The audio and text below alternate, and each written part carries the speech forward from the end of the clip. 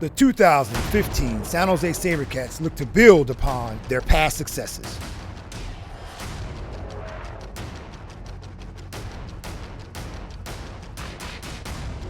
With a high-powered offense and returning one of the league's best defenses.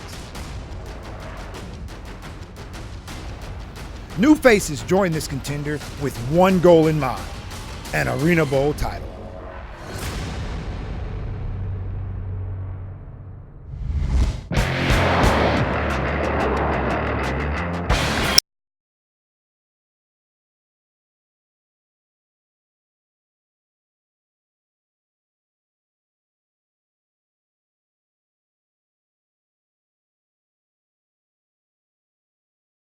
Welcome to another season of SaberCats Weekly here on Comcast SportsNet. I'm Chris Townsend. We're going to be breaking down the 2015 SaberCats all season long. Coming up next, we're going to go over the blowout win Week 1 in Las Vegas with the head coach Darren Arbet, and we'll also look back at the 2014 season. That's all coming up next right here on SaberCats Weekly.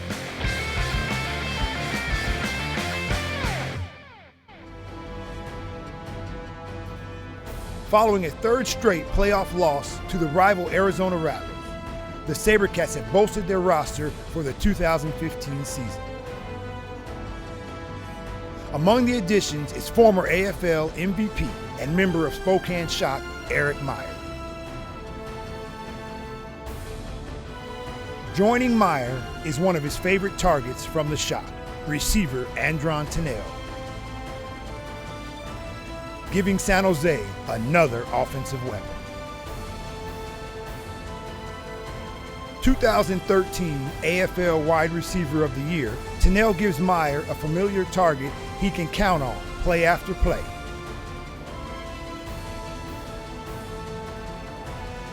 Another new receiver Meyer can look to is Darius Reynolds. Reynolds hauled in 39 touchdowns for the Iowa Barnstormers last season and gives San Jose another big playmaker. On defense, the additions of veteran DBs Virgil Gray and Eric Crocker improve their already dominant secondary.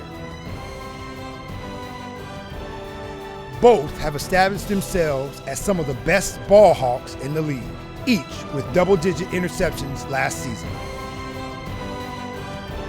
Gray has been a consistent defender the last 5 seasons, with 46 interceptions. Meanwhile, his counterpart, Crocker, shows promise.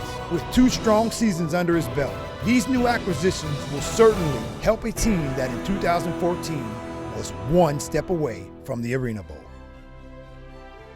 This season are players that have contributed to the team's success in previous years.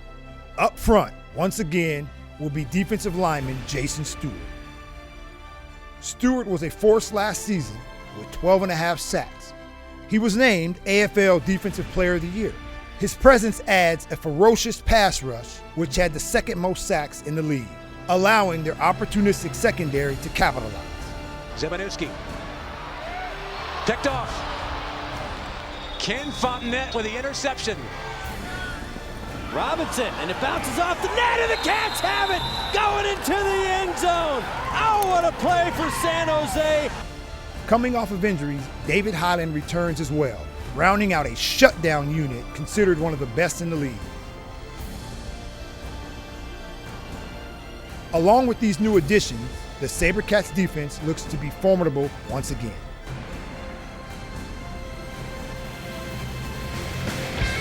Wardrobe has been brought to you by Eli Thomas Menswear. The SaberCats' first game of the 2014 season became a microcosm of the entire year.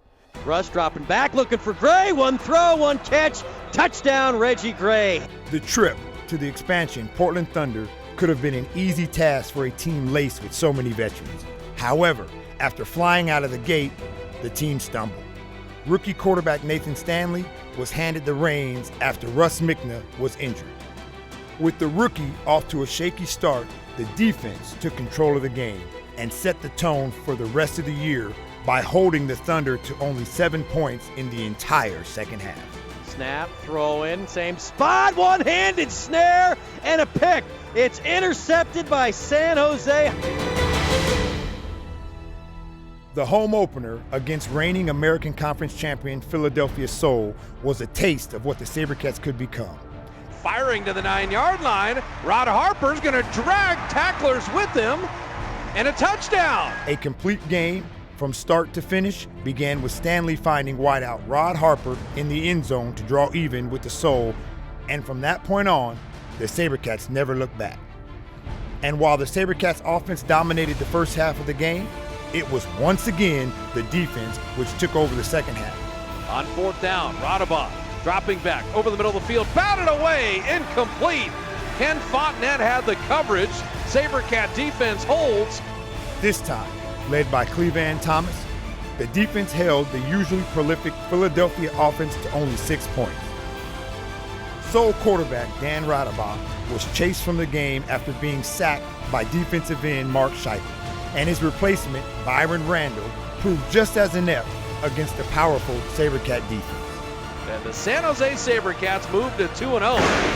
They win 70-33. Coming off of 3 straight losses, the 2014 San Jose SaberCats found themselves in unfamiliar waters. We have to get better in all 3 phases. There's about 4 or 5 plays that change the outcome of a game in my mind. They had a losing record for the first time in years. And to make those 4 or 5 plays, you have to make 100 of them in practice during the week, and they're doing that right now. Some teams might have tucked tail and run under that kind of pressure. All the SaberCats did was turn the game of arena football on its head.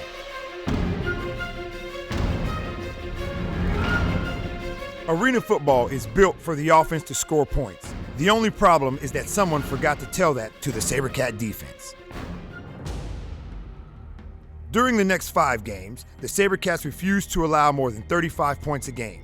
Not surprisingly, the Cats won all 5 of those games.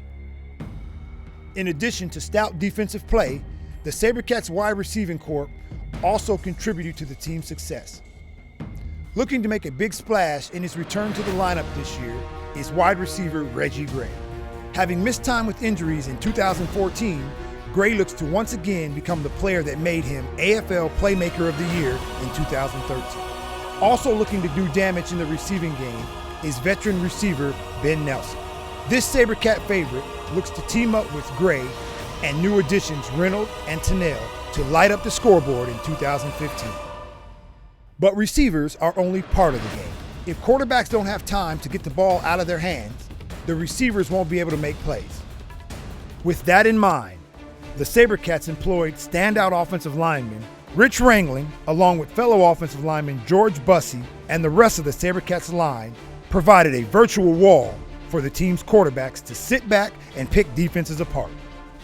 They also opened huge holes for the Cats running backs, J.J. Payne and Odie Armstrong, allowing them to run through defenses on their way to touchdown after touchdown after touchdown. They'll hand it to Armstrong and they'll walk right in. Our offensive line did an amazing job. The holes was wide open. Coach O, calling great plays. We had great preparation for this week coming in. Wrangling provided a valuable target for SaberCats quarterbacks throughout the season as well. Moves to the 19-yard line. That dumps it out. Rich Wrangling rumbling. Touchdown, San Jose.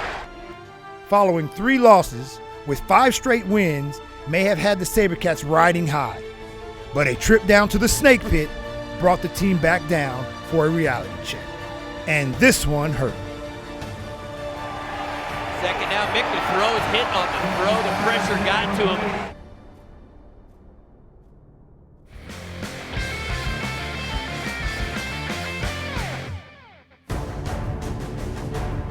Nathan Stanley was again forced into the starting role due to an injury to starting quarterback Russ Mickle.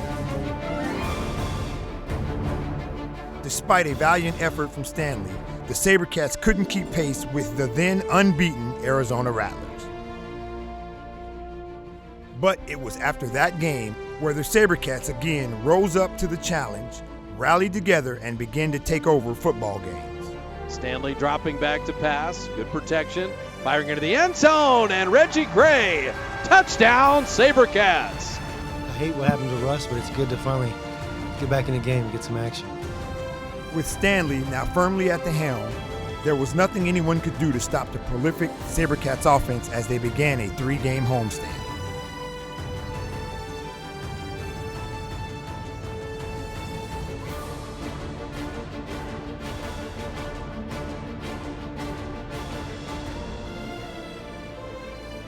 Then the still undefeated Arizona Rattlers came back to town.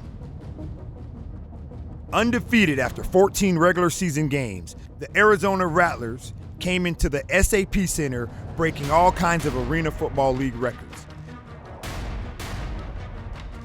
Led by a furious charge from their defensive line, the San Jose SaberCats ended every one of those records with a victory so resounding, the Rattlers would carry the sting with them for weeks to come. 5 minutes into the game, this epic rivalry appeared just like any other, with the teams trading a few scores. Then Carter hit Dabble. Fumbles the ball. It's loose at the 7. It's picked up by Francis Maka. Touchdown, SaberCats! And the ball was right in front of me. Normally I would have just dove on it, but I thought I had it, and I did. From there, the route was on. In fact, the mighty Arizona Rattlers wouldn't score again until there were only 14 minutes left in the entire game. By holding the Rattlers' offense to only 7 points through the first 3 quarters of play, the SaberCats defense truly flexed its muscles for the whole league to see. And I think tonight we put it all together, offense and defense, and the outcome showed it. Under pressure and sacked again. Maka got there again. He has a tendency, Davila, to drift to the left. We have a mantra, if the D-line can create pressure, the DBs will get picks, and if they can cover, then we'll get sacks. Hey, we need to see it, Doc. We need to see it. Hey, everybody look. Everybody in the eyes, man. The SaberCats' defensive front carried the momentum from that win with them throughout the rest of the regular season. Jason Stewart, Francis Maka, Terrence Carter, Mark Scheichel, and Luis Vasquez tore through opposing linemen throughout the entire season and into the playoffs. Facing their rival, the Spokane Shock, in the National Conference semifinals, the SaberCats dominated, winning 55-28, earning their first postseason victory since 2008. The offense put the pedal to the floor as Stanley tossed 5 touchdowns, while the defense was on the attack again, not allowing a single point in the first half. That would be the final victory of 2014 as their season came to an end the following week against former division rival and eventual Arena Bowl champion, the Arizona Rattlers. 2014 is in the rearview mirror, and the San Jose SaberCats look forward to the upcoming season. By adding new pieces to their high-powered offense and hard-hitting defense, the goal remains the same for 2015, a 4th Arena Bowl championship.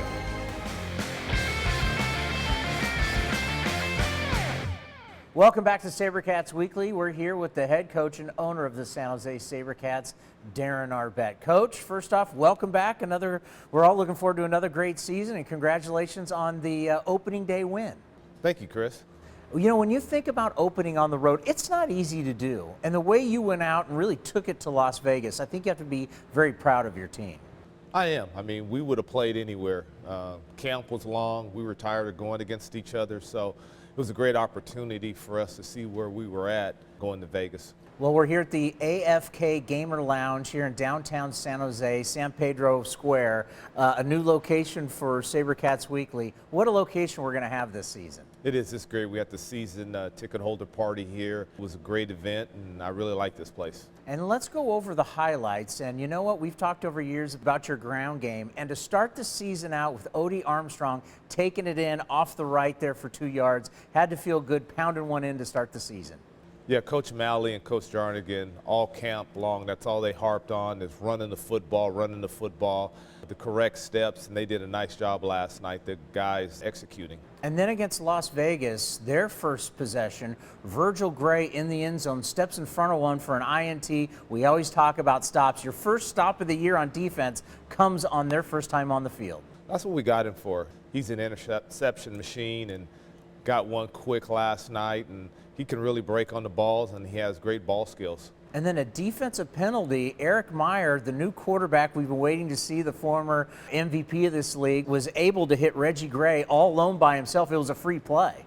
Two competitors. Reggie Gray had a great camp. Eric Myers had a tremendous camp, and they were excited about playing last night. And then on a 4th and 8 with Las Vegas, you got another stop, and your defense just started this game fantastic.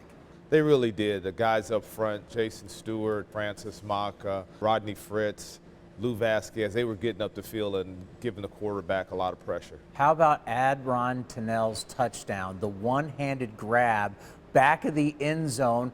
His body goes halfway over the board. I can't believe he retained the football. I mean, here we are week 1. It's one of the best catches you're going to see. He'll be the first one to tell you he needs to grow a lot, but I tell you what, he can make some special plays.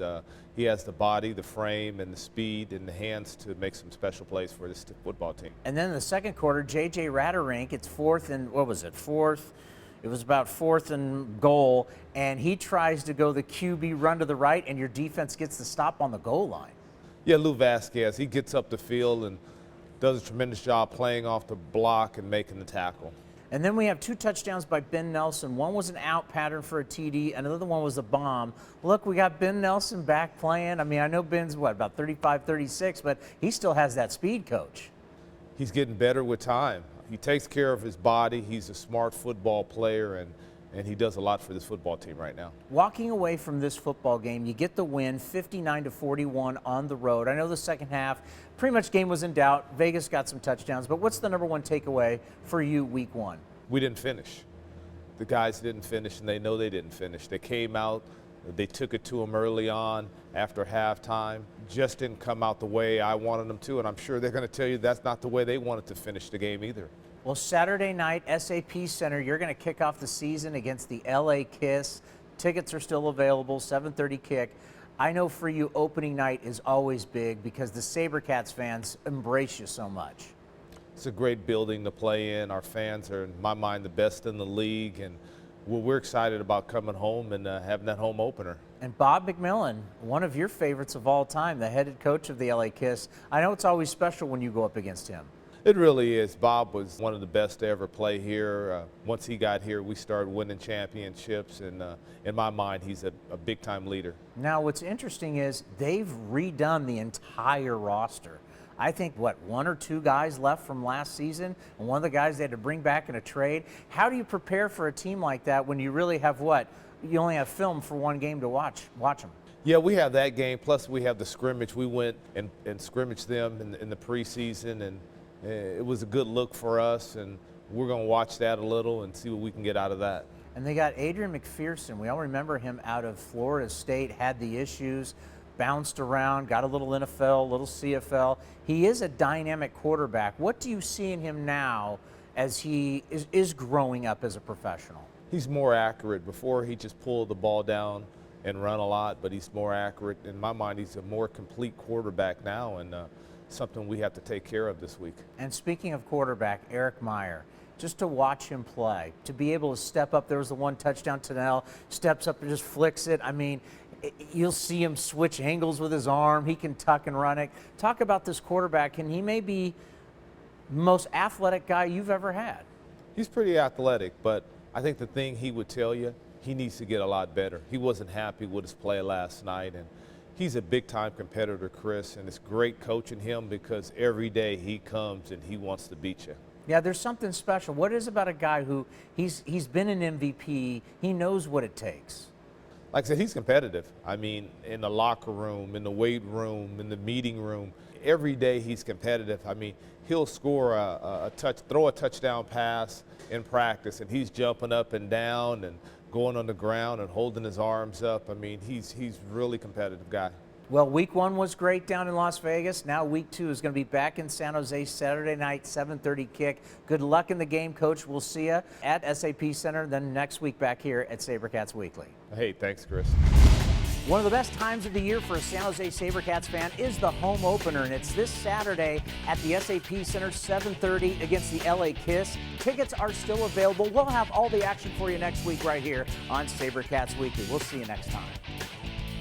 SaberCats Weekly has been brought to you by Dr. Sharma South Bay Orthopedic and Sports Medicine, Swan, Pepsi, and Fries.com.